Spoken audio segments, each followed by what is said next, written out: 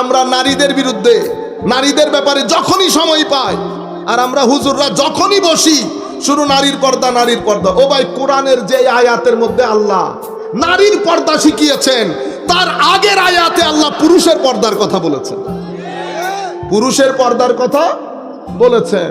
আপনি পুরুষের পর্দা বাদ দিয়ে ইনিয়ে বিনিয়ে ঘটনাচক্রে শুধু নারীকে খোঁচা মারেন।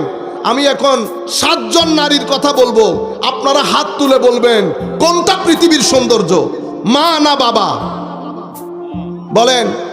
মা। ছেলে, আমার ছেলে আমার মেয়ে, কাকে নিবেন? এক বাক্যে বলবেন মেয়ে মেয়ে মেয়ে। কি বলে? মেয়ে মেয়ে, মেয়ে ছাড়া আর কোনো কথা। বুঝতে পেরেছেন? খালা খালু, ফুফা ফুফু, কোনটা? সব জায়গার মধ্যে কিন্তু মহিলা।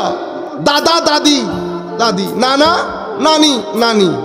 আপনি সব জায়গার মধ্যে 7 জন, আমার মা থেকে শুরু করে। এরপরে আমি স্ত্রীর কথা বলি, স্ত্রীর কথা বলি। আল্লাহ রাব্বুল আলামিন সৃষ্টিগতভাবে আমাদের 2 জনের মধ্যে কাউকে উপরেও তুলে নাই, কাউকে নিচেও নামায় নাই।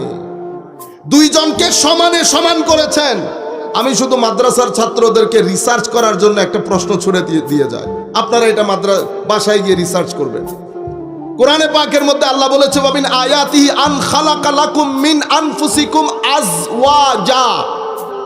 আজওয়াজ এটা জাওজুনের বহুবচন। জাওজুন মানে স্বামী, জাওজুন মানে স্ত্রী না।